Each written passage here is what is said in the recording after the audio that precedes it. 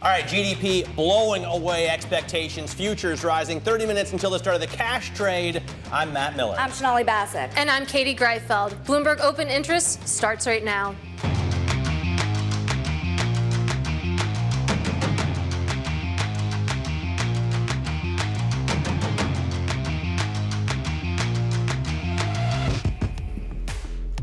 Coming up, a reality check on Wall Street. From autos to airlines, investors are digesting another string of disappointing earnings news.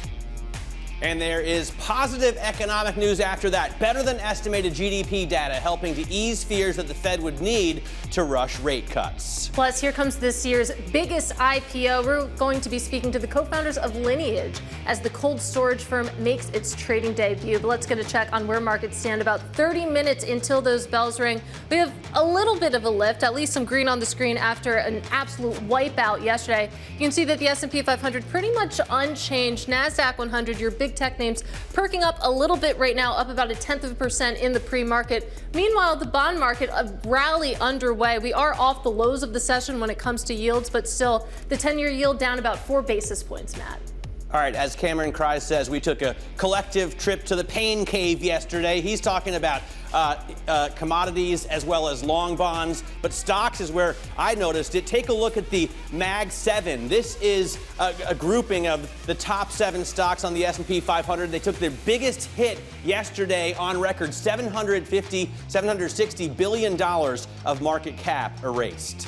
There's a little bit more pain underneath the surface as well. A couple of stocks I'm watching. Shares of American Airlines are lower by 3.3% pre-market. Remember, it cut its earnings outlook for the full year. We'll talk more about that in the show. Ford also resuming its decline, about 13.3% lower after a second quarter profit print that fell short of Wall Street estimates, Matt. All right, so a lot of disappointment yesterday, the biggest sell-off we've seen in stocks since 2022. And then this morning, we get this economic bombshell. GDP, we were looking for a 2% flat, and it came out closer to 3 at 2.8. And you can see the relief in futures right now with all the earnings doom and gloom that there is on the street and in the numbers. Even still, we have an economy that's holding up. The Fed doesn't have to rush to cut rates right now to save us from a recession. With GDP at what, 2.8%? That doesn't look very recessionary. Yeah, and the risk-off tone, at least this moment in the market, is pretty interesting. You think about the Wells Fargo note that came out just this morning, the call from Chris Harvey, the S&P probably sees another 2% downside before we can even discuss a bounce, he says. Let's see how many people agree.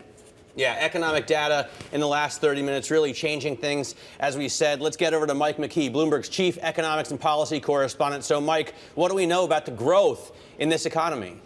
The economy is growing and faster than people thought, which has to make Fed Chairman Alfred E. Newman feel good. What? Me worry? He's got 2.8% growth in the second quarter. That's up from 1.4% in the first quarter this year. And not only was it a good number, it was good composition. Personal spending up 2.3%, business spending up 5.2%. We had build in inventories that offset a real drop in trade. So it's really a spending story at this point. And you look at what we got out of trade and inventories there, you can see the fact that they kind of offset each other. And we're going to focus on the spending part, which is what the Fed wants to see. Now, when you look deeper into that, you can also see durable goods orders were up. Well, headline was down 6.6, but capital goods orders, the important one, comes in up by a significant amount, 1% during the month. And that shows that companies are still spending money. And in GDP, much of that was on equipment. You wonder why the numbers may be bad for tech companies, because it's been good so far right now. Mike, let's talk about jobless claims as well, because that also is coming in less than expected. Where's the weakness coming from, if at all? Well, July is always difficult because a lot of companies shut down and retool, a lot of manufacturers, so it's hard to get an accurate read. But what this does tell us is that we're not seeing a collapse in any kind of in any way in the labor force. And probably the bulge that we've seen has been a little bit affected by external events like the hurricane down in Texas. Texas had the most initial jobless claims the last 2 weeks. And so that should start to fade, and we may even see it go down further. Bottom line is, at this point, the Fed doesn't have to move next week, despite Bill Dudley, we may see some repricing, but September is the date to remember. I was going to ask about Bill. You know, his op-ed yesterday said the facts have changed, so I changed my mind as well. Does he write part 2 to that op-ed today? I don't think so. I mean, his overall point is that the economy is slowing and interest rates are too high for the longer term, medium to longer term. So I think what we're going to end up getting is the Fed cutting rates, but probably in September. Now, he urged them to do it next week. But if you take a look at the yield curve over the last couple days, and I haven't seen it in the last 5 minutes after we had these numbers come out, but basically the market's priced in a September cut, and they've also really pushed down rates across the curve, which suggests that even if the Fed doesn't move, they've got a cut already priced in there that they can sit back on. Mike, I mentioned Dudley, they pull up the quote. You mentioned the yield curve, there it is for you. I mean, they're doing a stellar job back there. It's amazing. We don't need to add more workers, I guess. All right. Mike Mckee, we do have to say goodbye. Really appreciate your reporting and your insight as always. But let's bring this conversation to the markets because we have a great guest on set with us. We're talking about Gabriela Santos. She is Chief Market Strategist for the Americas at JPMorgan Asset Management. Great to see you in person. Great to see you. So let's pick up on what we were just talking about with Mike Mckee. You had Bill Dudley out yesterday saying that the Fed should cut next week. We had a Bloomberg opinion piece from Mohamed El-Arian today saying that the Fed may be 2 meetings away from a policy mistake. But then you take a look at the numbers that we got this morning. Is it really that urgent? So I don't think it's urgent to reactively cut rates in a very aggressive fashion. But what investors want to see, what we want to see, are proactive rate cuts, which are gradual cuts just to keep the economy on track. And if you look beneath the surface at the GDP report this morning, if you take a look at the consumer, consumption grew 2.3%, better than the first quarter, which was only 1.5%. So that's good. But last year, consumption was growing 3%. So there's very clearly a downshift in economic momentum, and that's why it is important to normalize interest rates sooner rather than later. Now, sooner I don't think is next week, but September is still very much on the table, even after this morning's data. What happens between now and September? If you think about the data and how backward-looking it still is, and the earnings we're seeing and how messy they are, do you see a lot more pain between now and September? So I think for the markets, there are 2 separate issues going on. The first related to tech. Is an issue of expectations and also the delta of tech earnings, right? So expectations are high. You need to really blow it out of the water to see a positive stock price reaction. And the delta is slowing, right? For example, Magnificent 7 earnings grew 50% in the first quarter. They're set to grow 30%. Still amazing. The level is good. But the delta and the expectations are not moving in the right direction. Then when it comes to cyclical stocks, I think there's some growth concerns. The data this morning helps calm those down, but the delta is still downshifting. So I think that's what's causing a little bit of readjustment in the markets. But we think this is a normal correction. 10% once a year wouldn't be out of the ordinary. And in general, the levels are still good and still support a broadly rising market. I've heard a lot of people refer to the Magnificent 7 as lifeboats, right? And yesterday, Sonali and I had lunch with a couple of investors who said everyone is hiding in those stocks. As we see a broadening out in terms of earnings, and I wonder if you expect that, does that mean those stocks continue to get sold off? Can people get off the lifeboats and get back on the cruise ship? I think there's a lot of fatigue with the macro ping pong, right? Is it reaccelerating? Is it slowing? Where's inflation going? And so there's been some hiding out and some structural themes around AI, around healthcare innovation, around supply chain shifts, while we sort out the data. I do think if we get proactive rate cuts and there's a little bit more confidence in the continuation of the soft landing, plus a broadening out in earnings growth, which we're starting to see, then you can get a little bit of, I wouldn't call it a rotation because we don't think tech sells off on a more sustained basis, but that you also get this nascent participation of other sectors. Now, I think it's not the kind of data that would merit, going from mega cap tech to small caps. There's an in-between there, which is other large cap sectors, maybe some mid caps for a little cyclicality. But overall, I do think the earnings season is going to help see some of that broadening out. Well, we definitely need to talk about AI, but let's talk about that earnings broadening out that a lot of people have been waiting for and predicting that this will be the quarter that we see it. But so far, I mean, you take a look at autos, airlines, some of the consumer companies, Nestle, for example, in the last 24 hours, cutting its sales guidance. It seems like so far we aren't exactly seeing that. It's been interesting. The first quarter earnings season was actually quite encouraging. If you just look at the headline, Mag 7 grew earnings 50%, the rest -2%. But if you actually look at the sectors, 8 out of the 11 sectors registered positive earnings growth. So that's encouraging that the earnings recession for a large part of the large cap market is behind us. And this quarter, we expect positive 5% for the ex-Mag 7. And 8 out of the 11 still registering positive earnings growth. I think the trick is for those sectors that had been riding high on a lot of ability to raise prices, to consumer spending above average, those are actually facing a reality check. And that's where we come to travel and leisure, certain types of consumer discretionary. So it's really very, very nuanced depending on the type of company and the type of sector. Yeah, I think even in automakers, it's very nuanced, right? Because Ford problems are Ford specific. Stellantis problems are Stellantis specific. Tesla problems are very Tesla specific. But GM, knocked the ball out of the park. So, and people are still buying automobiles. The question is which ones. All right, we're going to continue to talk about that for sure. And we're going to continue to talk with Gabriela Santos of JPMorgan Asset Management. She stays with us. Let's get a look at the stocks moving ahead of the opening bell. For that, we go to Abigail Doolittle. Abby? Matt, you were just mentioning Ford. Let's take a look at these shares. Absolutely plunging, down 14% into today. The stock up more than 10%. The stock now set to open down on the year with this big plunge. And it has everything to do with a massive 30% profit miss, adjusted earnings miss, despite the fact that they beat sales by 10%. Analysts saying this has to do with headwinds relative to warranties, plus the Ford Pro line not doing so well. Let's take a look at an even bigger plunger on the morning, laggard.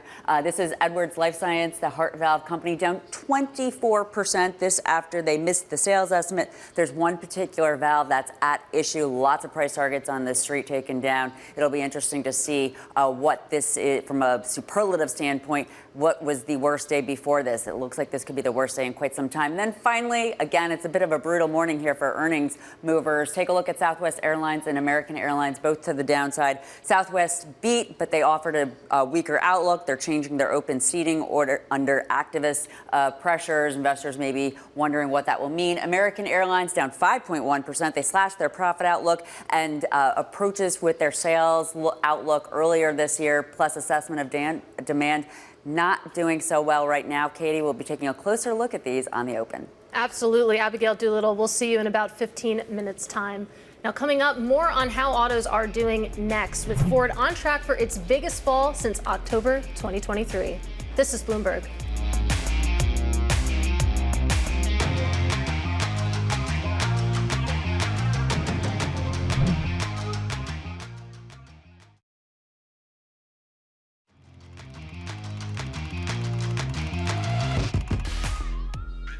Let's take a look now at high interest, what's making headlines around the world. President Biden framed his historic decision to drop out of the 2024 race as a bid to unify the nation under a new generation of leaders. In an 11-minute speech last night in the Oval Office, the 81-year-old president said it was time to pass the torch to younger voices.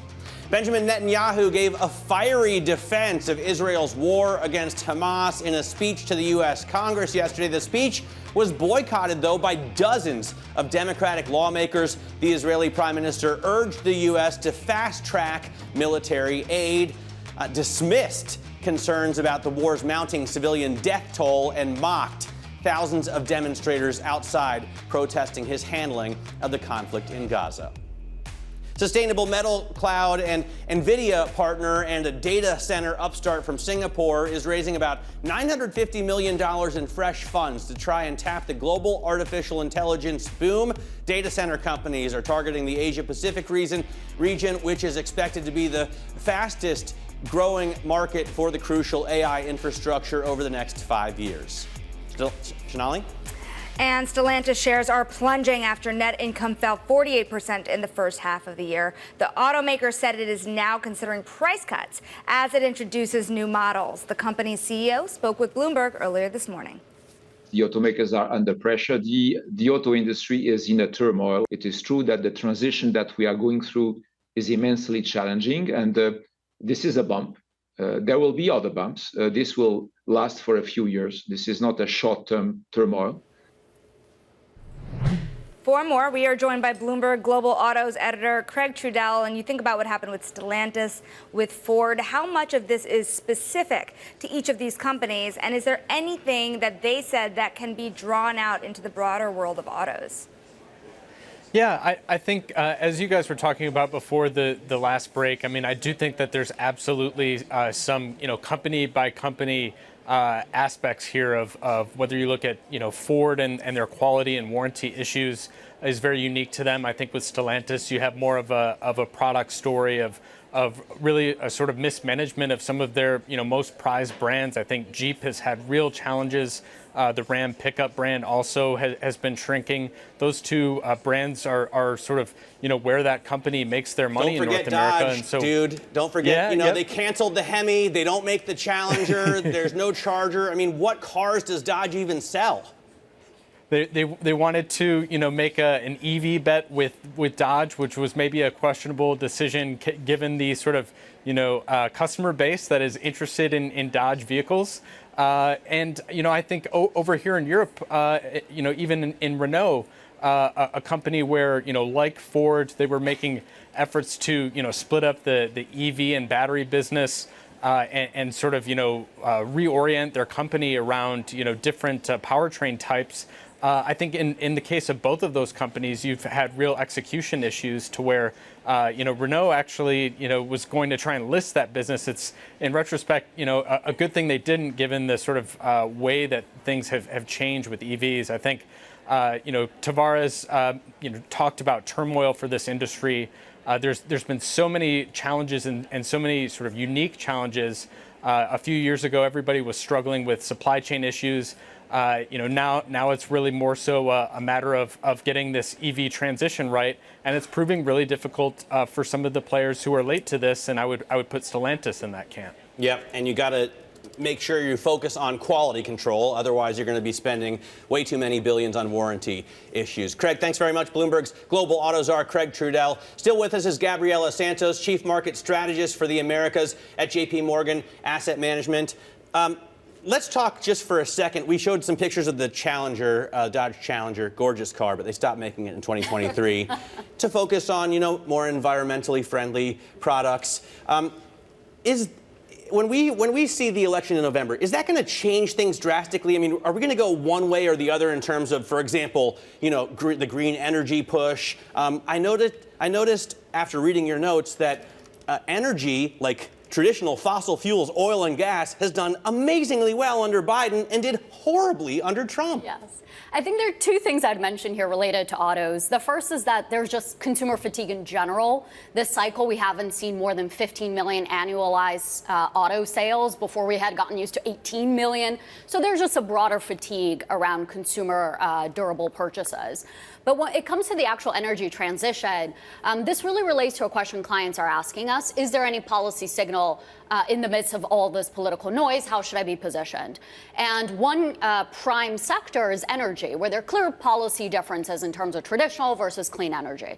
That said, even if you get the outcome of the election right, the policy right, you still might not get the actual investment implication right. Under Trump, clean energy had a rally of 250%, where traditional energy fell 40%, and it's been the opposite under Biden. So it's much more about global prices, valuations. It's not really about the policy in and of itself. By the way, those numbers bear repeating because it's I'll get flamed by J6 Twitter again. Yeah.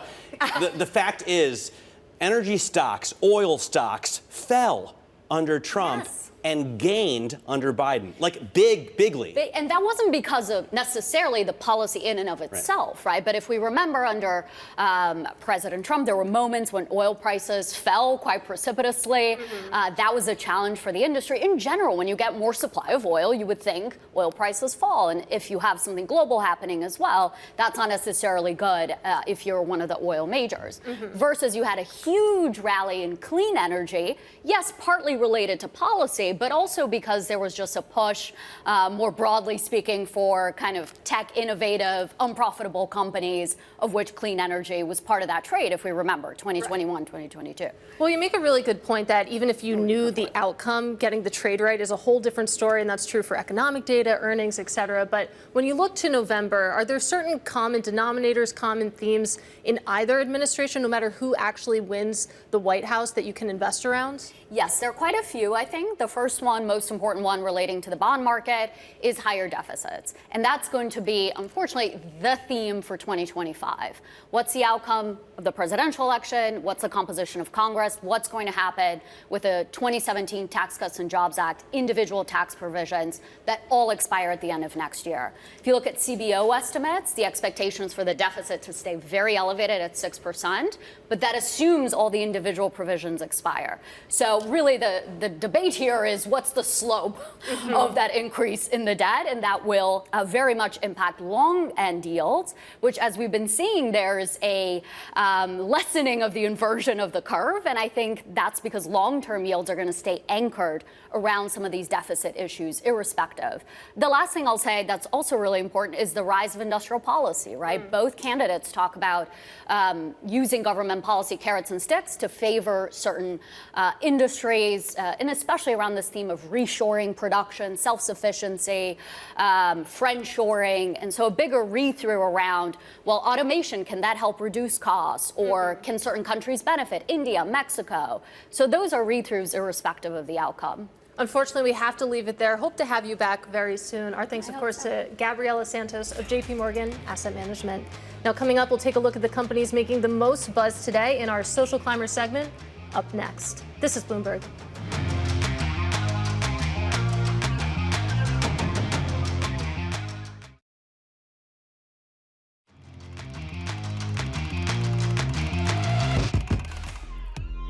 All right, time now for Social Climbers, the companies making waves this morning. And first up, Universal Music Group shares sinking as subscription and streaming revenue growth disappoints investors. The world's biggest record label has faced headwinds with social media companies such as TikTok and Meta.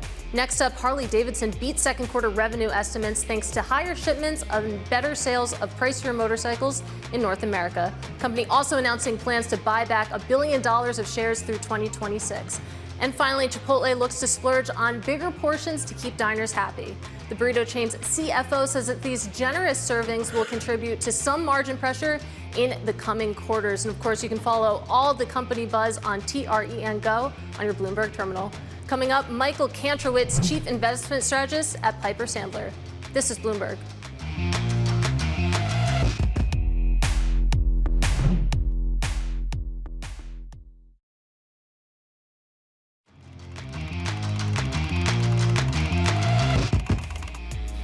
We are moments away from the start of trading. This is Bloomberg Open Interest. I'm Matt Miller. We had a down day on futures this morning. Then we had GDP data come out, a very positive surprise, and that kind of turned things around a little bit. So now you can see the S&P futures are unchanged. Nasdaq and Russell futures are rising as we hear the opening bells, which, by the way, are really interesting today because we have a couple of IPOs. On the New York Stock Exchange, Concentra starts trading today. They operate some company-sponsored healthcare plans. And then Lineage, the cold storage company that we're going to interview in just about an hour's time. So really interesting IPOs may be coming back into the fray. Let's get a check on the major averages with Katie Greifeld. Katie? Well, like you said, Matt, a little bit of a turnaround going on this morning. You'd see the S&P 500, it's higher, just marginally, but still, that looks pretty good after what we saw yesterday in terms of the worst day in almost 2 years. Big tech up a little bit as well. The Nasdaq 100 up about 0.1% in the first moments of trading. And that rotation, maybe it's back, at least for this exact moment. The Russell 2000, those small caps, currently leading the way, up about 0.3%. But one stock we're keeping an eye on is Hasbro, surging after the toy maker beat expectations for its second quarter results. In Sonali, you can see shares currently up about 6.6%. A lot of divergence in this market, Katie. I'm also keeping an eye here on Ford, continuing its plunge after second quarter profit. That fell short of Wall Street estimates. You have Ford down in the middle of, or the moment the market opens, at almost 14%, more than 13% this morning. All right, and American Airlines, those shares are lower after the airline slashed its earnings outlook for the year. We want to take a closer look at the airlines at large. For that, we go to Bloomberg's Abigail Doolittle. Abby, what do you see? Well, there's lots of pain here for airlines. The trend continues as demand for the current quarter, this all-important summer season, simply not materializing. Let's start off with Southwest. They're well off the lows. These shares down just 0.3%. Earlier, down about 3%. They beat, but they also cut the current quarter outlook, the third quarter outlook, because of this air pocket in demand. And they, in addition, in a real shift, they're offering assigned seating and premium offerings. You have to wonder what that's going to mean for those super loyal Southwest Airlines customers who like it the way that it is now. Time will tell, of course, on that. And then American Airlines down sharply. As you were mentioning, they slashed the profit outlook. The second time they've done this year. The stock down 4% into today, already down 26% year to date. The CEO admitting that they really got the demand picture wrong. Plus, one sales strategy around certain corporate customers not paying off. Again, these airlines down sharply, Katie. Absolutely. An ugly day for those airlines. Abigail Doolittle, thank you so much. And let's keep the conversation going with Michael Kantrowitz. He is Chief Investment Strategist over at Piper Sandler. And Michael, there are so many cross currents right now between politics, of course. You have earnings underway, and then you have the Fed coming up next week. Take us through what your takeaway is right now. What is the ball that you're keeping your eyes on? Well, I think, investors have continued to be very myopic. So I agree there's a lot of different variables impacting the macro and the market picture today. But what seems to always be mattering most is what investors are facing today. And so we're in the thick of earnings season right now. We're just starting, I think about a quarter almost of the S&P 500 as reported. So we're going to continue to focus on how guidance evolves during this earnings season.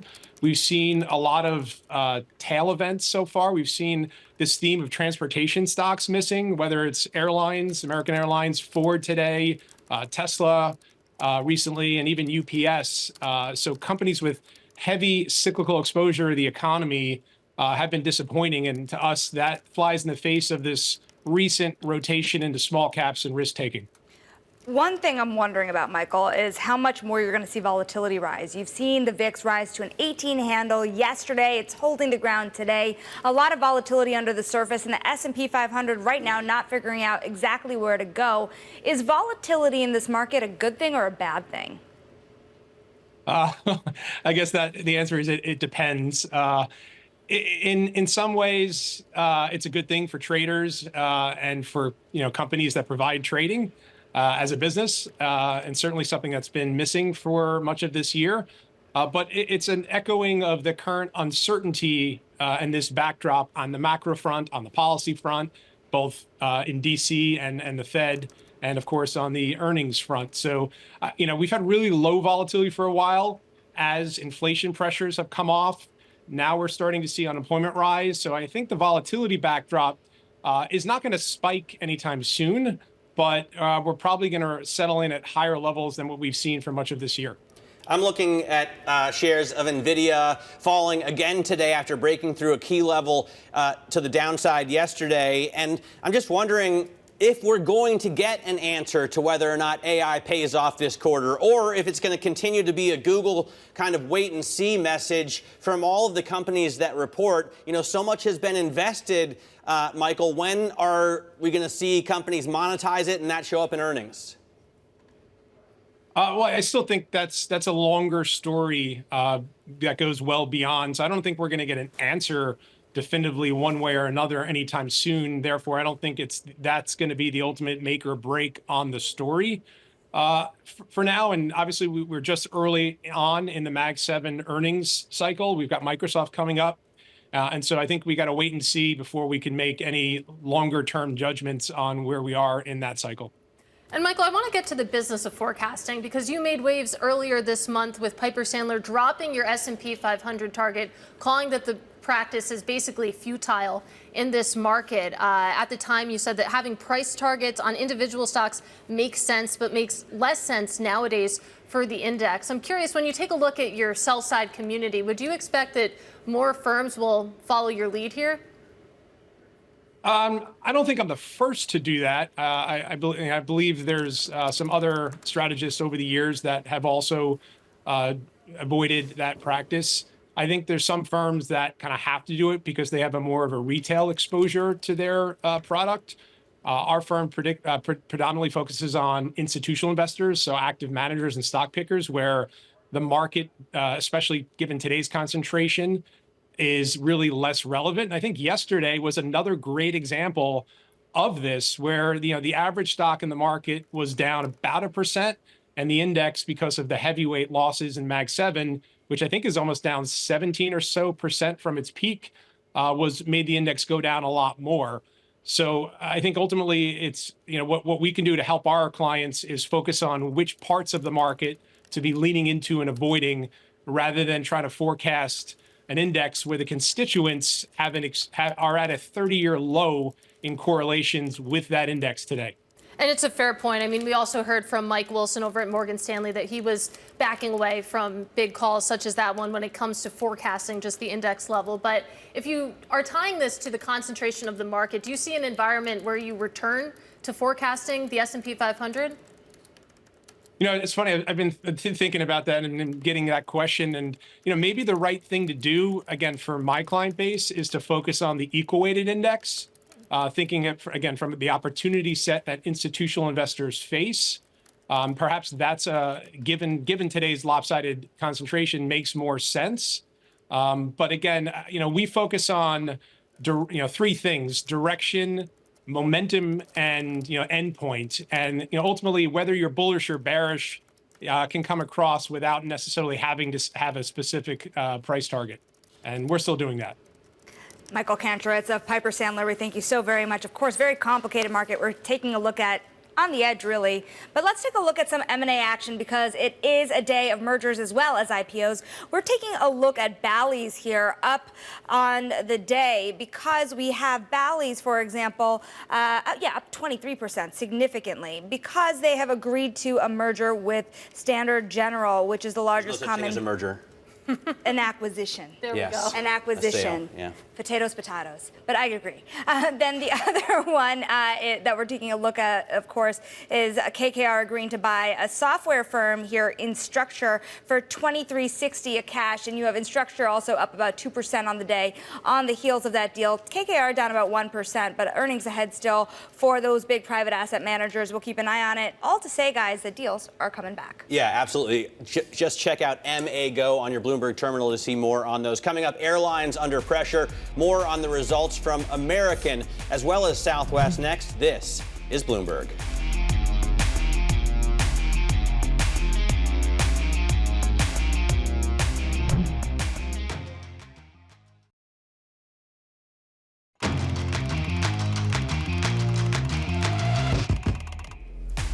This is Bloomberg Open Interest. Quick check on stocks because we had futures down pretty big this morning, and they turned around after that GDP number came out. 2.8% GDP growth in the second quarter. That is pretty big, considering we were only expecting 2 flat.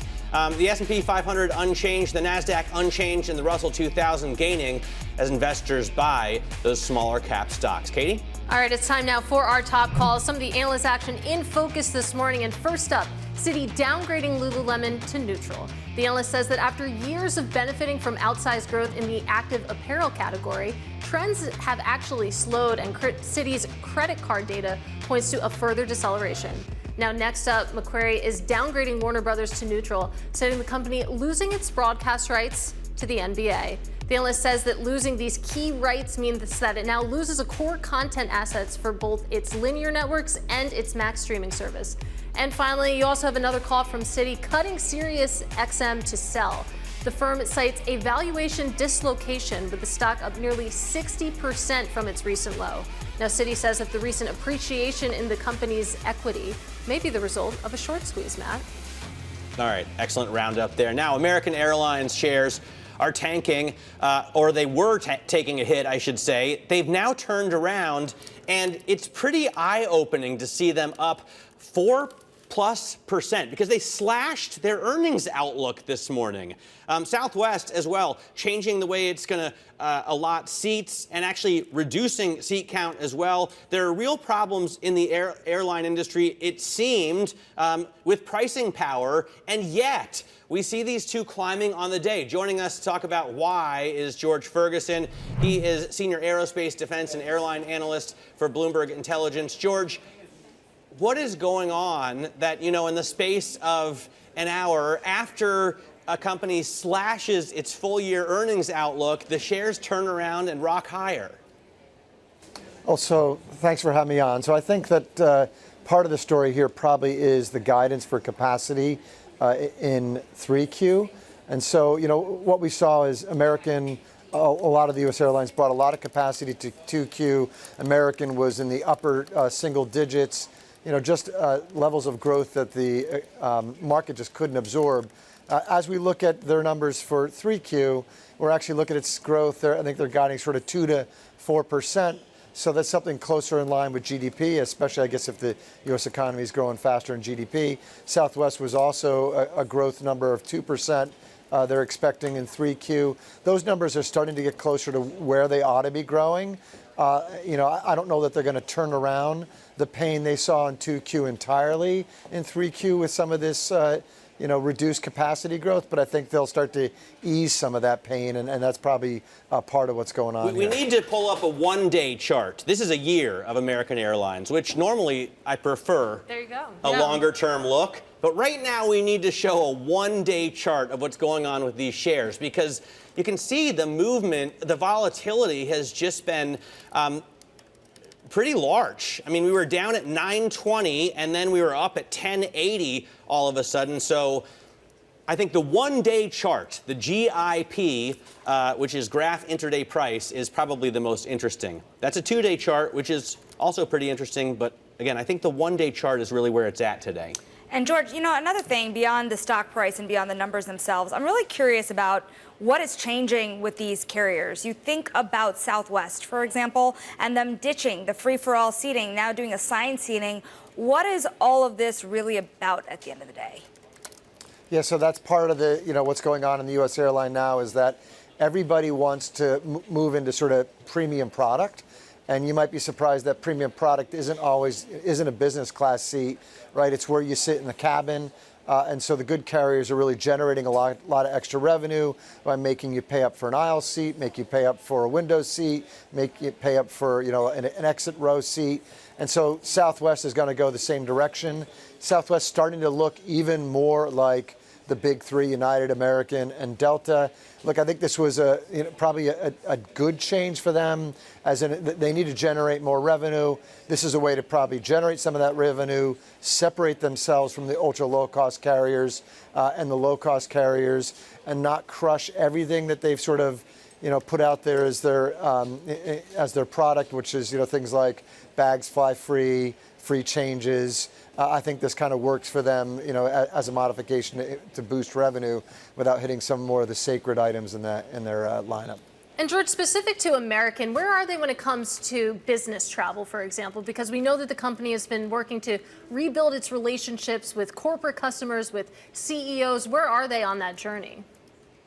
Well, I mean, apparently from today's numbers, not as far along as they should be, right? So they lagged their peers, Delta and United, in every region for yields, right? Yields are the price paid per mile flown. So it really looks like, they've got a pretty decent deficit to Delta and United. Again, Delta United, I think, making better inroads for both premium passengers, premium leisure, and business, and I think that's what's supporting some of their revenue. So we don't get good numbers out of the carriers on how far back business travel is since the pandemic. I think United told us it's about 100% of what it was prior to the pandemic. So there's been no growth since 2020. So there's still a bit of a lag and a bit of a fight for that business travel.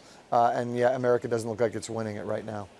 George, we thank you so much for your time. That is George Ferguson of Bloomberg Intelligence. Now, coming up, we are getting ready for the biggest IPO of 2024. More on Lineage's listing next in today's Wall Street Beat. This is Bloomberg.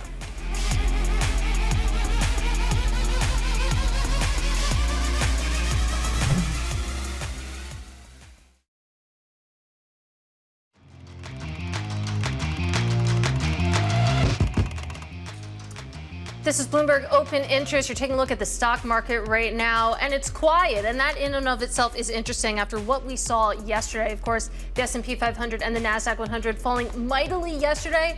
Pretty quiet today. The S&P 500 unchanged. The Nasdaq 100, it had been higher. Now we're trending a bit lower now, down about 0.3%. But the small cap rotation continues. Small caps currently up about 0.9%, maybe helped by what we learned on GDP, really blowing past estimates this morning, Sonali. And now it's time for the Wall Street Beat, because today we're looking at the year's biggest IPO so far. Logistics giant Lineage makes its public debut today. Joining us with more is Bloomberg's Bailey Lipschultz. And of course, the deal itself last night wasn't bad. No, it was great. $4.4 billion. Took a lot of banks to get it done. What is the tone like out there? Is this just a matter of such little supply in the equity capital markets? Well, Lineage, Sonali, has been a name that has been floated to go public for years. And I've talked to real estate investors who have said, we've met with Lineage over the last 3 years waiting for them to IPO, and now they're finally here. So raising $4.4 billion, they upsized that offering, so they sold far more shares than they initially had been targeting. So a bigger offering, but also priced within the range. So $78, that range was $70 to $82, so upper end, but they didn't push price, and that was the initial feedback I've gotten from talking to some of the buy-side folks. I think Sonali mentioned this morning that it took 28 banks? Did you say 28? I did. 28 banks to do this IPO. Why? And all the big names working on it together, right? I mean, nobody's at the top of the tombstone alone. Is that a new trend? Kind of where we're at. It seems like that's what we've been dealing with. So when you look back, this is the biggest IPO since ARM back in September. They had more than 20 banks, or maybe 20 banks. We've seen a lot of banks on these deals just because there's not a lot going on. Sure, we're on pace to have year-over-year growth in terms of new offerings, both IPOs and follow-ons, but it still pales in comparison to where we were at even pre-pandemic, pre-2020, 2021 boom. And we'll be speaking to, of course, the co-founders of Lineage coming up at 10:30 a.m. So maybe you could do some work for us. What should we ask them? What are they going to do? Because the expectations are, you look at, there's so much uncertainty in real estate right now. And when I talk to folks on the buy side, acquisitions are ripe. So what is the company going to do? How are they going to put money to work? Because they did address some of their debt with this fundraising, but they're going to have some cash to put to work. Initial stock sales doing just all right. People are still raising money, and now we're seeing that market broaden. What about secondary trading? You look at OneStream yesterday, very exciting private equity-backed company, made it to market, super large pop on the first day, down the next day. What's sentiment like? Well, that's really, you got to look at the trading. So when you look at this as a company, so OneStream had 11 million shares traded yesterday, so it traded about half the float. So we're still sub 400,000 shares in the first 25 minutes of trading. So giving back some of those gains. The thing, Sonali, that stood out to me was we had a massive sell-off yesterday in tech names, but yet OneStream held on to that 34% gain. We sometimes see this big pops, and then the big question is, does it regress? What does it mean that it regresses to, and what does the next week or 2 weeks look like? Giving back some of the gains, not a big surprise, but the big question is, a week from now, where are we at? The story we love and that there's a big debate about on the street is Wiz, right? Google offered $23 billion just a couple of months after they had a $12 billion valuation, and they turned it down because they think they can do better with an IPO. The question is, when? You know, and will they have enough cash to invest in the meantime to show the growth that IPO investors demand? Well, they already said in that letter, their CEO said, we want to get to $1 billion in ARR. So that expectation and they're is at 350 now. And by the way, ARR is like annualized revenue rate, I think. Okay. I'm not a CFA or anything special. We just throw out acronyms. Exactly. But the big thing is, when do they get to that? And is that something that has to hit before they go public? But when I talk to people, everyone's excited about 2025 class. Does Wiz sneak into the 25 class, or do they wait to 26? Remains to be seen, but they are growing really rapidly. And when I talk to folks on the buy side, they're super excited about the asset, and they really do think that that Google offer likely put a floor on what their valuation could be if they keep growing, and if they keep growing not only organically, but inorganically, because they do want to acquire assets. 30 seconds. One of the theories I've heard out there is that if you continue to see this broadening out, some love actually going to the mid caps, the small caps, it could encourage some companies to come out of the pipeline, actually go public. Does that hold any water with your sources? Yeah, but the big thing is, Katie, does 1 week make a trend? Does a month and a half make a trend? When I talk to folks on the buy and sell side, they want to see this playing out through the entire quiet month of August, and then maybe we'll have a better conversation after Labor Day. But there's still so much uncertainty from a macro perspective, and also with the election. Weird calendar to go public. Wait, the election, you guys. You should join us more often, Bailey. This was fun. Hey, man, I'm always in the office. Come into the office. I'm always you here. Know? Bailey Lipschultz there covers stocks for us on the other side of the building. Coming up in about a half hour, we're going to be speaking to the co-founders of Lineage about their trading debut. It's a cold storage REIT that everybody's apparently psyched about. We're also going to talk to the CEO of Nasdaq, Adena Friedman.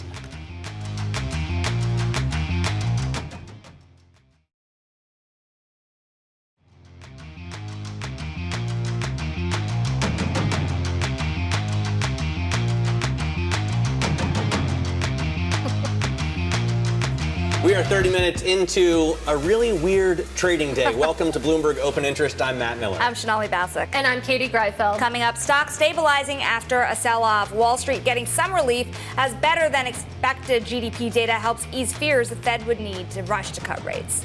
And here comes this year's biggest IPO. We speak with the co-founders of Lineage as the cold storage firm makes its trading debut. But before that, a conversation with Nasdaq CEO Adena Friedman. She'll discuss the IPO market, M&A strategy, and much more in just a few moments. But before we get there, let's get a check on these markets on this weird day, as Matt Miller says. You can see the S&P 500 taking a bit of a dive right now. The S&P 500 off by about 0.3%, following through on yesterday's losses. The Nasdaq 100 even more so. Your big tech names down about 0.9%. Of course, had their worst day in about 2 years yesterday. We'll see how, of course, trading today shakes out. And then you take a look at the bond market, that rally there. Maybe a haven bid underway. The 10-year Treasury yield currently off by about 5 basis points, Matt. All right, so it looks like we're heading back down in terms of stocks. Let's talk about it with Lauren Goodwin, New York Life Investments economist and chief market strategist. And Lauren, it looked like, yesterday, the big slides that we saw, the biggest losses on the major indexes since last year, were kicked off by Tesla earnings and Google, both of which really showed that it's going to be a while before AI and robotics start to pay off, right? So that theme that's been powering this market higher in just a few mega cap stocks looked like it was a little bit stale. What's your view? I think that's really well said, Matt. Our high conviction is that the artificial intelligence trend is here to stay, but I think there's a couple of really important lessons that investors can take away from yesterday. The first is that a lot of the investment that's happening with respect to AI is incredibly capital intensive right now. That costs some of the mega cap tech companies a lot of money. It also means that there might be some beneficiaries that the market is underappreciating. The energy providers, the data and structural providers. These are areas of the market that we think are likely to benefit from capital-intensive nature of this build-out, even if some of the application layer may take a little more time. I think the second thing investors can take away from some of the jitters we've seen in tech the past couple of days is that these trends, even if we expect them to be long duration, interesting for the next several years, they are prone to cyclical events. And that includes just how concentrated that trade has been in a couple of names. All the more reason for investors to consider portfolio diversification strategies, especially if they haven't made any changes in the large run-up in these names? Well, two things. First of all, really interesting point on AI, that it's still investing in the hardware, the builders, and then in terms of picking winners on the application side, maybe it's a bit premature. But let's talk about diversification, and let's talk about what's going on in terms of this rotation into other sectors, but also into other sizes too. The small caps, it's been impossible to ignore, and it's even today, you have the Russell 2000 up about 0.6%, even as we see some of the bigger benchmarks take a leg lower here. I mean, what do you make about the durability of what we're seeing in terms of this broadening out? This is a conversation that we have been having on the desk for weeks now. Is the rotation in small caps just about rates moving lower? We saw a similar bump for small caps and value stocks at the end of last year when the Fed was pivoting away from hikes and more towards a plateau. Or is there something a little bit more sustained, what we typically see for small caps on the other side of an economic cycle? In our view, we're not on the other side of an economic cycle. There's still slowing growth to come. And so while I expect that we could see tactical bumps in small caps on months like this, where economic activity is still pretty good, rates look like they're moving lower, but I wouldn't put all of my proverbial eggs in that basket. In fact, when we think about portfolio balance, one of the areas that where we have the highest conviction is using the transition in interest rates that we're likely to see ahead to take some gains in equity and activate them in high yield. We've seen flows into U.S. high yield, including short duration bonds, accelerate over the past couple of weeks. That's a move that makes a ton of sense to me in an environment where the economy is still looking okay, but we're likely to see rate cuts ahead. Lock in those higher rates, still have some price volatility as small caps would, but much stronger yield potential as a result of the coupon. You know, you think about market expectations, at least one rate cut, maybe two rate cuts. But if you only see one, Lauren, this year, the reality is that rates are still relatively elevated here. So how much does one cut matter? Is there more pain to be had when you think about sectors that are highly levered here when you see through to the end of this year into next year? It's such an important question, Sonali, and I'm going to take it in two parts. The first is just to acknowledge that even if one rate cut doesn't matter so very much for the economy, which I'll come back to, it matters a lot for market sentiment. And we've already seen some of that transition. Typically, when we see a rate cut, you see money move into the bond market trying to lock in higher rates. You see all kinds of deal flow unlocking in the private markets after a long wait, lot of fundraising, staleness, not a ton of deal flow. And so you're likely to see, as we've been seeing, a loosening in financial conditions. And that's real. That's real for the markets. That's powering some of the transitions we've seen. And it's real for the economy as well, because looser market financial conditions can provide a little bit of stability. That said, to your very point, higher interest rates, higher policy rates are challenging for more levered areas of the economy, and that can include small caps, which we just discussed. It's our view that the biggest risk actually to the economy and markets in the medium term is if we did see a reversal in rates expectations such that we'd see higher for longer, because that's an environment where credit, which has begun to see some challenges in the economy. I'm thinking lower income consumers, more levered companies, that allows that to continue, which might make an eventual recession more painful. All right. Lauren, great to get you on the program. I hope you can come and visit us here in the studio soon. Lauren Goodwin there of New York Life Investments talking to us about these choppy markets. Take a look right now at what's going on with the Ford Motor Company after it came out and said huge headwinds in terms of warranty costs. It's not getting as much traction, certainly in terms of margins at the Ford Pro unit that so many people had put a lot of hope in.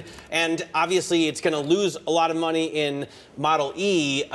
It did better than expected on Model E for the quarter, but they're going to lose $5.5 billion on EVs this year. Matt, this is the worst decline you're seeing in Ford since March of 2020. I'm going to ask the question Katie keeps asking, do these stocks deserve, banking turmoil, crisis level declines?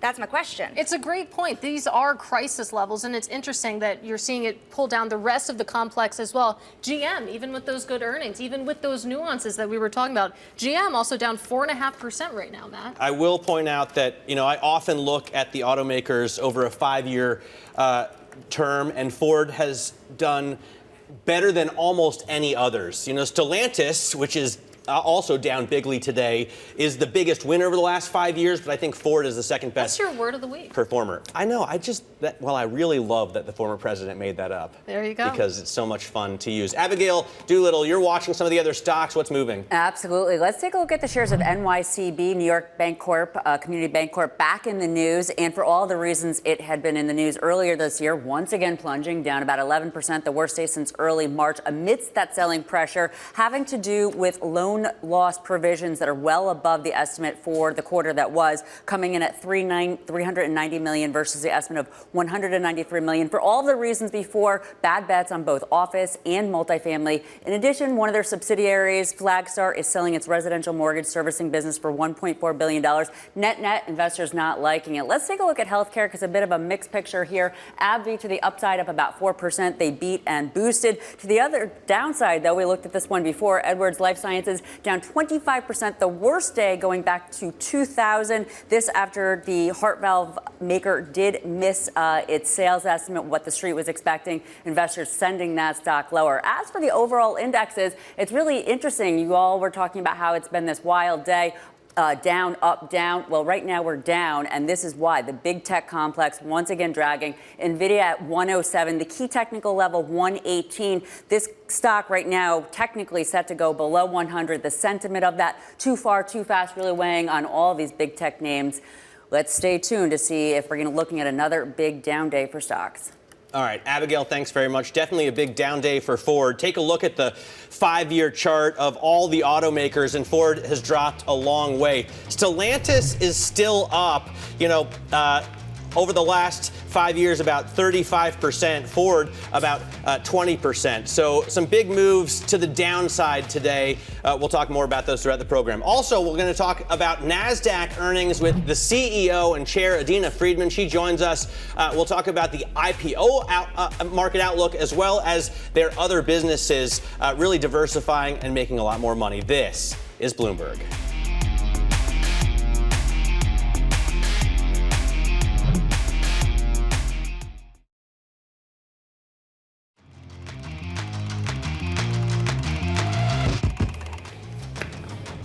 Nasdaq out with its latest earnings this morning, beating on revenue and on profit, and this year's biggest IPO, Lineage, also begins trading on the Nasdaq today. Joining us now is Adena Friedman, chair and CEO of Nasdaq, and of course there is a lot of excitement, investor excitement for the IPO market to be coming back, the largest IPO of the year, of course, listing on Nasdaq. What does the pipeline look like? Can you say the second half of the year has more room to run, especially when you have the election ahead? Well, first of all, thank you so much for having me. It's great to be on your set. And we are really, really proud of the overall results that we've delivered for the quarter with 10% overall growth. We've had 29% growth in our index business and 16% growth in our financial technology business, which of course has been an area of real strategic focus for us. As we look at the IPO landscape and the markets part of our business, we've seen slow progression, I would say, in the IPO market. We're coming off a very tough year in 2023, so we're seeing slow progression. Very excited about Lineage this morning, joining the Nasdaq family of companies. We had OneStream yesterday. So you're starting to see the investor appetite increase for taking risk with the IPOs. But I would have to say that we still think that it'll be slow progression as we continue through the year. The monetary policy outlook and other geopolitical factors, I think, are still keeping investors a little bit more risk they have a little bit more risk aversion. But we're seeing some real good progress, and we think that going into 2025, we should see more momentum in terms of the pipeline of companies that we've been talking to. When you think about the competition ahead in this market as well, do you think that Nasdaq has an ability to gain even more share? What does it look like behind the scenes? Are you out there courting every 2025 potential right now? We meet with companies years before they go public. So we really focus on the complete life cycle of a company. When they're early stage companies, we work with them in terms of helping them in the private markets manage their liquidity with Nasdaq Private Market. We work with them on their governance practices and making sure they're maturing their governance. We start to introduce them to investors through our IR services before they go public. And then, of course, they go public, and then they become public companies. And that's where we have a whole cadre of capabilities that help them become great public companies. But we're talking to companies well before their IPO plans, so that as they think about the public markets, they think about Nasdaq. We had a 72% win rate in the quarter. We're continuing to show that Nasdaq is the venue of choice. We saw a global IT outage a couple of days ago, reminded the world how fragile things are. Nasdaq was fine, actually, and you offer a suite of IT services to exchanges to guard against those things and financial crimes that I didn't even really know about, showing huge growth. Talk to us about the new businesses that you've diversified into. Sure, yeah. So with the CrowdStrike challenge, our markets were not affected. The technology we provide to other markets and to the entire financial community were not affected. But of course, you can always learn lessons from those types of situations. And we are partners with our clients. We talk to them and work with them around resilience and redundancy and all of the things that they can effectuate to help manage those types of challenges, or at least prevent those types of challenges, so to say. Now, our fintech division is where we sell technology to other exchanges. We have risk management technology, anti-financial crime, regulatory reporting, all the core challenges that banks and brokers face in managing their lives across the capital markets and banking. And that actually grew 16%, as we mentioned in the quarter. We're seeing a huge amount of demand from our clients. We had 67 new clients sign up for our technology. We had almost 100 upsells and 4 cross-sells, which actually is really starting to show the power of the Nasdaq platform across those vectors of risk. As we look forward to an election in November and prepare for a slate of maybe new regulations or fewer regulations, how do you think about the outcome of the November election for your clients? Yeah, we kind of look at the fact that Nasdaq, of course, as a market, we're successful in any administration. I think that Nasdaq as a company, we really focus on managing through political cycles, and we've been here for 52 years. We expect to be here for another 252 years. But I think that when it comes to overall, what are the corporate environment? What do corporates really look for? I think they look for consistency, predictability, and an administration that really fosters growth and innovation, because that really fosters economic growth. And so regardless of who's ultimately in office, can they create consistency? Can they create some predictability in the regulatory environment? And can they put in policies and practices that really drive innovation and growth? I think that's what companies in general look for. I want to go back to what Matt was asking about, these other businesses that are not IPOs, the financial technology businesses. When you think about artificial intelligence, generative AI, where are you seeing the biggest payoff? Because you look across corporate America and people are investing. So where are the dollars at the end of the road? Well, first, I would say it's super important to get the right infrastructure in place and the right architecture of your solution. So Nasdaq has been investing in moving all of our technology solutions into a cloud environment now for over 10 years. And that is really paying off, because by doing that, you're modernizing your data infrastructure, you're modernizing your architecture, and you're making it so that you can bring new technologies in faster, and you can play what I'd say offense much more quickly. So a couple of things that we've been looking at, that we've been doing. First is in our markets, we launched something called the Midpoint Extended Life Order, which is an AI-driven order type, the first one that's SEC approved. We've seen a 20% improvement in fill rates and a 20% improvement in our volumes in that order type since we launched that in April. So that's an algorithmic AI capability. And then Gen AI is a new technology that's really come onto the scene very quickly. If you already have all of your infrastructure and data in a cloud environment, it allows you, therefore, then to take those capabilities in. So in Verafin, cloud-based anti-financial crime tool, we launched an entity research co-pilot that automates the process of researching entities that have generated an alert in the system. Takes down the time to do that research by 90%.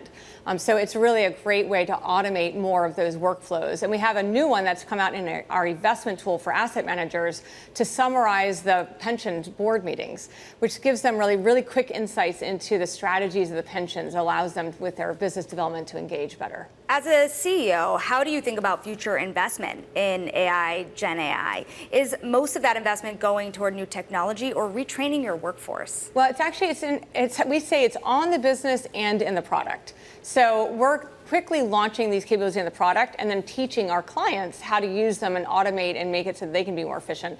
But then we're also introducing new tools. So we've introduced the co-pilot tools for our development organization, we should be fully rolled out across all our developers by the end of Q3. But then you have to educate.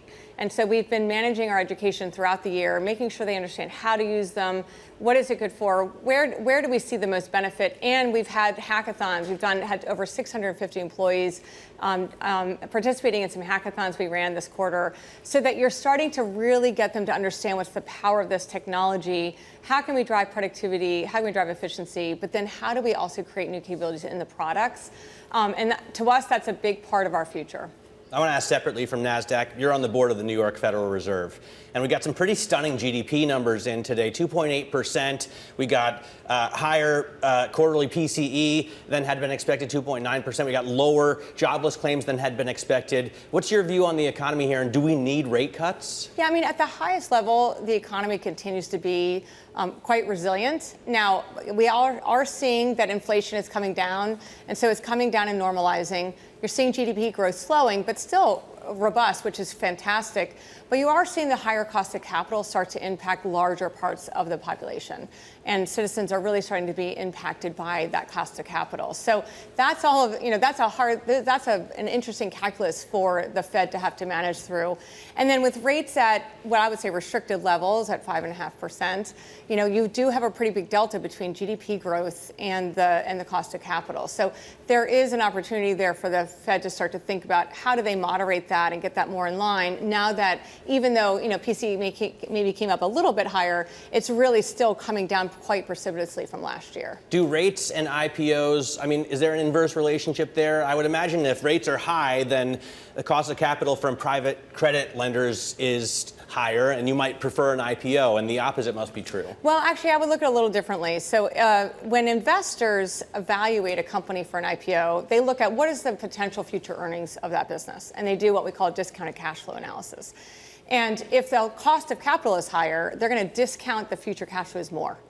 And so it actually has an interesting inverse reaction where the higher the cost of capital, the lower value they put on future earnings. And that is therefore, I think, had the effect that we've seen on IPOs. Why has the IPO environment been so difficult? It's because the cost of capital has gone up precipitously. Investors have a hard time modeling future cash flows. Now we're starting to think that perhaps the cost of capital could moderate. That makes it easier for them to predict future cash flows. And we actually think that could be a catalyst for more IPOs going forward. It's a whole market working on that valuation reset. Adena, we thank you so very much for your time. Of course, that is Adena Friedman, Chair and CEO of Nasdaq. And in just a few minutes, we're going to be speaking to the co-founders of Lineage about their Nasdaq debut. Stick with us. This is Bloomberg.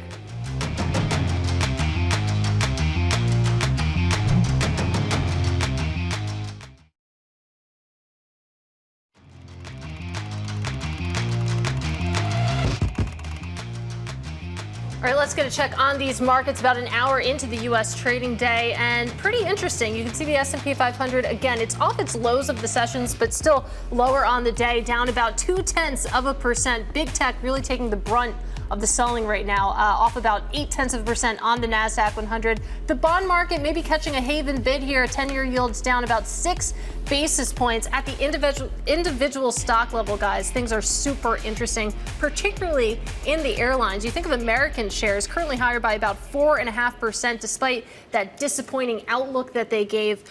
I don't really know how to explain the reversal, but as you can see on the screen right now, American up bigly to steal Matt's word, and Southwest too, seeing some love as well. Yeah, it's really interesting, and we were talking to George Ferguson, our aerospace and airlines analyst, and he was saying maybe it's about the constrained capacity, because you saw, for example, Southwest say that it's going to take some seats out. Yeah. So they've all faced pricing pressures, as have European airlines. But if they constrain capacity a little bit, then they can justify, I guess, at least holding prices at the level that they are now. Right, and it's moving up into the big lanes. If you could charge more, you make more. I think that maybe that's the end of the story. Supply and demand, lessons we continually relearn and relearn. Now, coming up, we'll be speaking with the co-founders of Lineage, this year's biggest IPO. That's live from the Nasdaq as they begin trading today. That's up next. This is Bloomberg.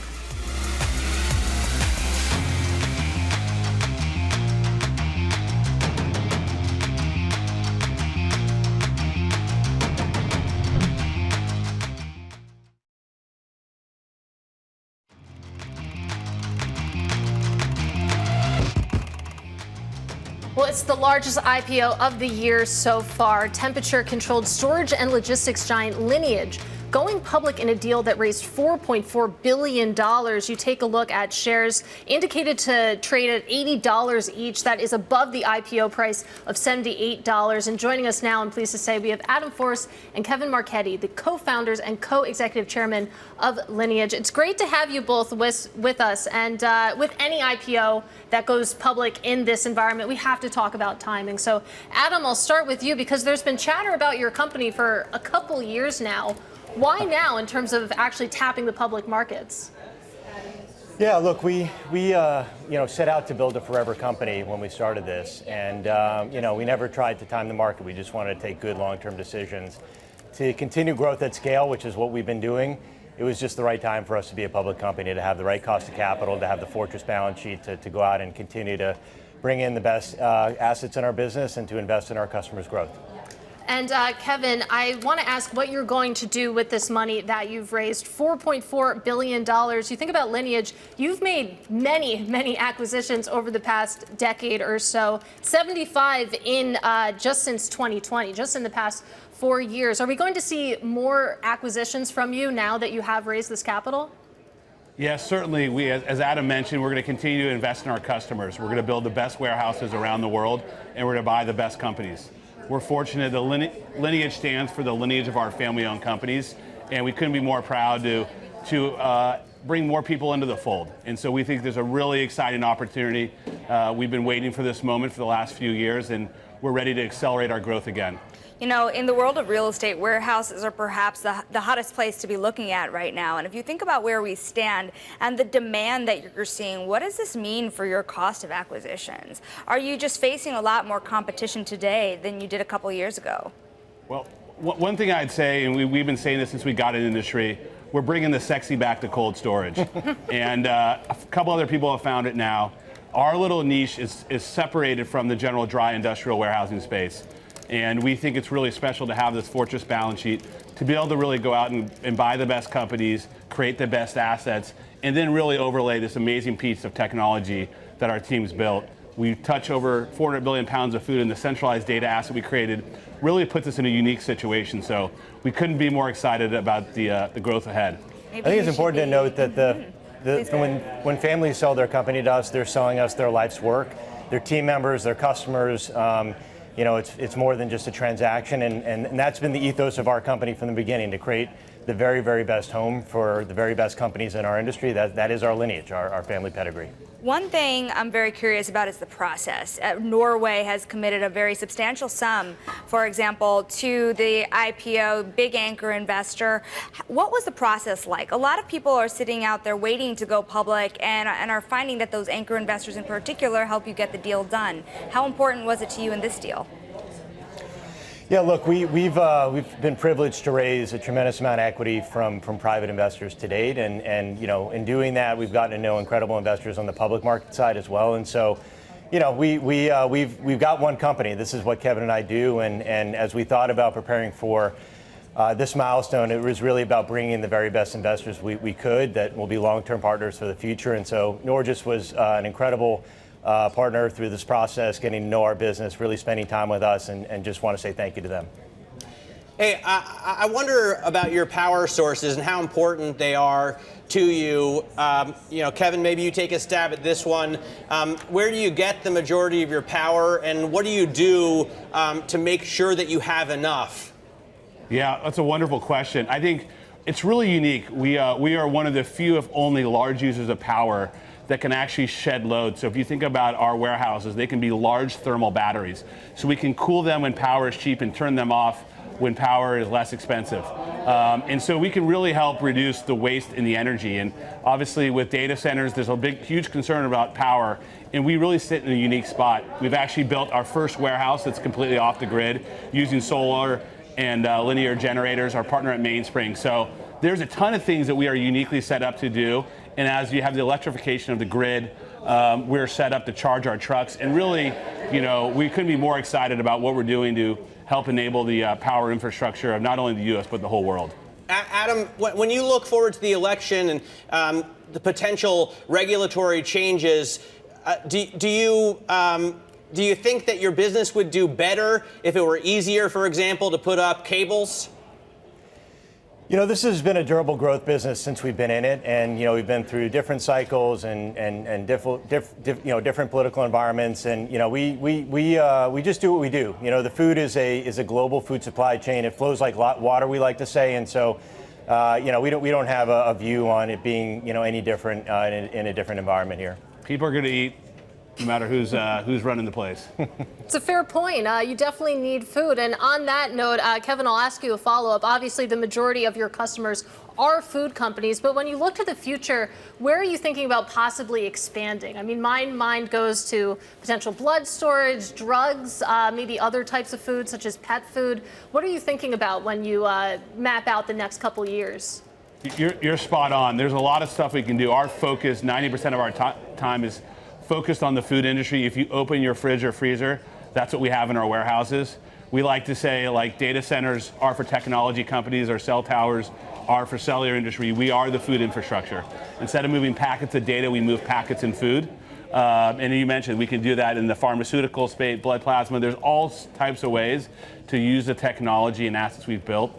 So we kind of feel like our growth is somewhat unlimited. And that's why being public and having the best cost of capital and the best partners is absolutely critical to continue our growth. Really curious on how fast you think you can grow. At the end of March, you owned or had a leasehold interest, according to your prospectus, of more than 200 temperature-controlled warehouses. Can you double that, and over what time frame? We're actually already at 480. And so, yeah, look, we think we can continue to grow this business. I mean, since the first warehouse that Kevin and I bought in 2008 to today, we've grown our EBITDA at a 48% CAGR. Look, we've built this company for growth. We've invested the infrastructure to bring companies into the fold. We've invested the time and effort to have a team that can develop new assets, including brand new fully automated assets. And so, look, we think we're the best capacity provider and the best owner for this industry. All right, great to have you guys with us. Thanks so much for joining us. Adam Forste there and Kevin Marchetti of Lineage in the biggest IPO that we've seen so far this year. Let's take a look at what's going on in the markets right now, as we've had really an up and down day. Abigail Doolittle has a look at some of the stocks that are moving. Abigail? Big time up and down day. Not moments ago, I should say, on the Nasdaq 100 down 1% this after dropping precipitously yesterday, the worst day since 2022. This is a 3-day view of the Nasdaq 100. And here is that dip down to about 1%, down 1% on the day. The recovery now down about 0.5% over this time period, though down 4.4%. So lots of selling. Let's take a look at what's driving some of this action for the Nasdaq 100. And of course, we've been talking about NVIDIA. The reason that we are off of those lows, NVIDIA now at 112 as opposed to 108. But below 118, support is broken. It really appears as though the next level of support, true support, could be sub 100, suggesting that the chip complex and the big tech complex, from a sentiment standpoint, too far, too fast, could go further. Plus, Microsoft, Apple, and Meta, we're going to have those upcoming earnings reports, those outlooks. NVIDIA, not until the end of August. So everybody's going to be wondering, can they do it again? Put up another blowout quarter and guide. Until then, it could be a little bit soft. Let's see. And then if we take a look at the Nasdaq 100 in the context of all of this, well, on today, yesterday we sliced below the 50-day moving average. Now we're down on that 100-day moving average. The big question is, back here in April when we had that weakness, we basically went below the 100-day moving average, then back up. However, last October on the sell-off, we went all the way down or thereabouts to the 200-day moving average. Right now, technically, it does look like there's probably some more weakness ahead. And then finally, we would be remiss if we did not include Ford, which is having its worst day since 2009. They missed adjusted profit estimates, as you all know, by about 30%, having to do with higher costs with warranties. Investors clearly not liking this one. Also surprised, Katie, this stock absolutely sliced, gap below its 200-day moving average. There's not a lot of support in sight right now. Yeah, just brutal to watch. I mean, Ford down 18%, not something you see all too often. Bloomberg's Abigail Doolittle, thank you so much.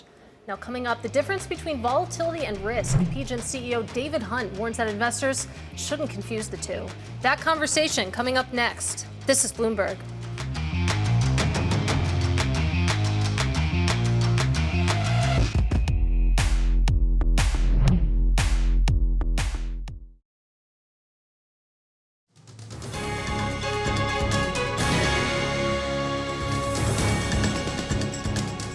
It's time now for our daily Wall Street Week conversation. And investors are balancing election risk with an underwhelming earnings season. But there's still one risk that ranks higher.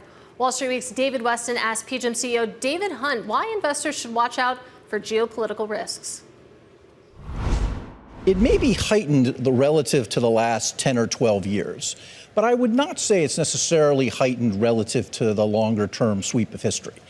We've actually had a period of real, I would say, moderation since the GFC in terms of political flashpoints. And it's really been the last few years between the health pandemic, 2 wars, that we've started to see these reemerge. And I would say it's more of a getting back to normal than it is actually a heightening of the averages.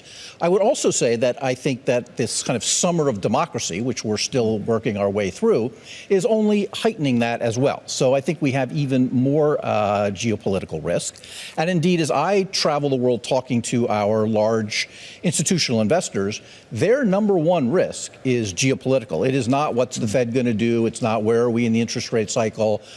They really want to talk about the heightened geopolitical risk and what that does for their portfolio construction. So talk to me, David, about that very issue, the intersection, if you will, between economic growth and the path forward to long term, because you're a long-term investor. Right. How that intersects with the politics and the geopolitics. I mean, how does the politics potentially affect the long-term growth of a Europe, of a Japan, of the United States? Well, it's really interesting because long-term investors have a very different attitude toward, I think, volatility in general, and that's probably the biggest difference. So I think a lot of the popular media confuse volatility and risk, and they're really not the same thing. So when I say we have heightened volatility, that actually can spell as much opportunity as it does risk. I mean, the only way you lose money is to sell an asset for less than you bought it for or take a permanent impairment. But simply because markets move does not create a loss. And long-term investors tend to look through those cycles, and they use changes in market levels to actually get in at a more attractive price. So as we look forward to the increased volatility, our key focus is, do our clients have enough liquidity so that they can move and move in size when the time is right? And I would say that as people have moved more into privates and more into illiquid assets, that liquidity has become a bit squeezed. And a lot of the work we're doing with clients is to make sure that they have the liquidity so that they can move when the timing is right. It's one of the things your institutional investors take a look at, your institutional clients, is long-term growth prospects. Because right now it looks like, for example, Europe is different from the United States. Just to take one example. No, it's a great example. And I would say that we are seeing a pretty big rotation in how people view growth opportunities and where they're putting capital to work. So if you start in Europe, in general, people are quite, I think, pessimistic about growth. The EU is no bigger now than it was in 2018. And it really doesn't seem to be breaking out of the cycle of low productivity and low growth that it's had. Meanwhile, you then go to Asia, and you find, on the one hand, Japan, which is, I would say, in a new, kind of found optimism. They finally have inflation back, which they're grateful for. Growth has come back.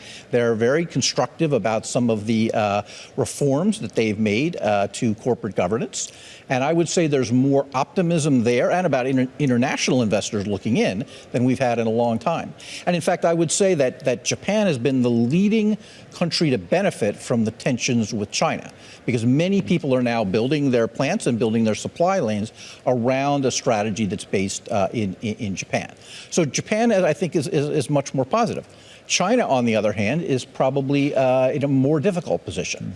Even last week with the third plenum, we did not see the kind of concerted action that we all thought was going to be needed. So I think people are worried about growth, and they're worried that there isn't going to be a resurgence of consumer spending, which is what's really need to rebalance the economy, but rather continued focus on manufacturing. So there's no new money at the moment going into China. then you come back to the U.S. And, as difficult and we like to focus on all the problems of the U.S., actually productivity has looked not bad. Growth is looking, like it's powering through this difficulty. Wages continue to be pretty strong. So, the U.S. is on a relative basis at this point doing very well. And that, of course, was PGIM CEO David Hunt with Wall Street Week's David Weston. Meanwhile, take a look at the stock market right now in interesting territory. And Sonali, as you know well, a lot of movement under the surface as well. Yeah, it's pretty incredible. You have the S&P 500 just trying to scrape into the green. The Nasdaq 100 keeping up its losses of about 0.25%, a little more, but some green on the screen in the banks. That's probably my favorite area of the day today. Steepener in the yield curve here, and also, of course, that New York Community Bank sale of a loan book, and the KBW Bank Index up more than 1% now. Stick with us. This is Bloomberg.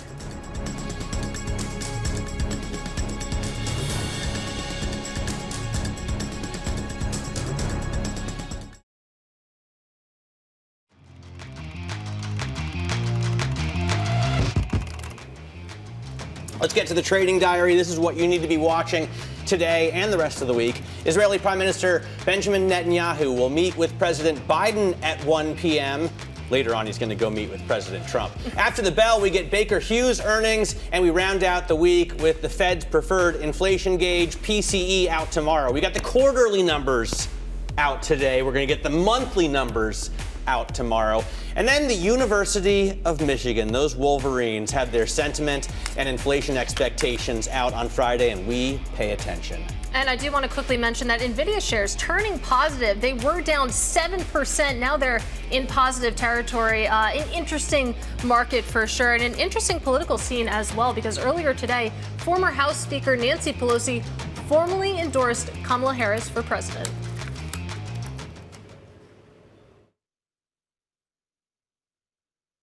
It's all over. What's your name? It's all over. That's not how Washington should run. And under Kamala Harris, people's voices will be heard in a very different way than you're trading at the table with big oil, big pharma, big guns, big money. It's about the people. So better late than never there. Let's talk about with David Gura. He is the host of the Bloomberg Big Take podcast. He joins us on set. And obviously, we all want to know who the running mate of Kamala Harris will be. We got some news on the timeline that it seems like she has until August 7th here. Likely when it's going to happen, there's going to be this virtual roll call of delegates, which will confirm her as the nominee. So that's sort of what she's shooting for in terms of when that might happen. Obviously, we have this short list, a lot of governors of swing states, a couple of senators. They can seem to move around every day who's at the top of that list and not. But she's interviewing them with Eric Holder, the former attorney general. We'll figure that out in the coming days. And I just commenting on what Nancy Pelosi there said, I think that the reason for her speaking today was she wanted Joe Biden to have the opportunity to give the American people an explanation of why he's done this. We got a little bit on that and kind of situate his presidency in history, had that in that speech as well. But he talked about passing the torch. Now that that's out of the way, I think that she feels liberated to endorse Vice President Harris. It was on time, too. Speaking of liberation, well, you had to get to bed. Yes. Quickly. Speaking of liberation, does Biden, now that he's not running for re-election, does he feel then liberated to do things differently in terms of policy, in terms of his support of Israel against the Hamas in Palestine, in Gaza? Does he feel liberated in terms of, the more progressive goals that he wants to follow? So last night in that speech, he talked about what he wants to accomplish in these next 5-6 months, and he was really adamant that he's going to keep working. Of course, there have been calls from all these Republicans for him to step down, that if he can't run, why should he be in the White House still? He wanted to put that to rest. He ticked through all the accomplishments he's made over the last 3.5 years and says he's going to stay the course, he's going to keep working. But on the podcast today, we talked to Nick Wadhams in D.C., and we talked to Ethan Bronner, who's usually based in Israel, but is in Washington for this visit. And something we chatted a bit about is, is this the moment for Joe Biden to take a big swing? He's had very little success when it comes to scaling back or stopping the conflict right now in Israel. Could he do something here in these next few months? I think it's really interesting to see sort of if something like that may come out of these meetings. So we have Prime Minister Netanyahu meeting with President Biden today at 1. Kamala Harris comes back from Texas to the White House. She'll meet separately with Prime Minister Netanyahu at 4:30. And then, as you said, Matt, he'll go to Mar-a-Lago tomorrow to meet with former President Trump. You think about everything that matters over these 100-some days, and you have that polling from Emerson College and The Hill showing that Kamala Harris is trailing Trump in 4 swing states. What's it going to come down to, especially knowing that she herself is going to be meeting with Netanyahu? Is it international policy? Is it the economy? What is it? So this is a huge moment for her to show herself as somebody who can meet with a world leader like Netanyahu. That's why they're having this meeting in Washington today. But you look at those polling, something that stands out to me is that what's shifted is there are now more undecided voters. She's going to want to leave Netanyahu to Biden, right? She's going to want to let Biden hold that bag. I don't know. I don't know. Yeah, I don't know either. And I think that we don't know enough about her stance on Israel, if it's the same as it was with Biden. We've seen her in past speeches express a lot more sympathy toward Palestinians in Gaza suffering as a result of this conflict. So how she reframes that, how she sort of sets the tone with Netanyahu, and indeed what she says after that meeting will be really fascinating to see. But just to get back to the polling quickly, I think there's more movement in those numbers now, and that's what the campaign, I think, really wants to take advantage of, is the excitement surrounding her, the donations that we've seen. Can she carry that to move higher up in the polls? All right, David Gura, it's always great to see you. Really you appreciate your reporting. That is David Gura. He is the host of the Big Take podcast. We've got to talk about markets right now because we are seeing quite a reversal underway. You look at the Nasdaq 100, your big tech benchmark, and you can see that we've just about erased that decline. It was down 1.6%. Unbelievable. Now we're just back to unchanged. The S&P 500, same story, guys, up about 0.2% right now. I guess when you've got these big concentrations in these, $3 trillion market cap companies, any little move is enough to change the direction of the index, right? So NVIDIA, for example, had been down 1%. It had been down at 1.7%, and now it's up. All right, we're going to continue to track that. Looking ahead to tomorrow on Open Interest, we've got Katerina Simonetti, Ellen Hazen, and Brian Chesky, the CEO of Airbnb. This is Bloomberg.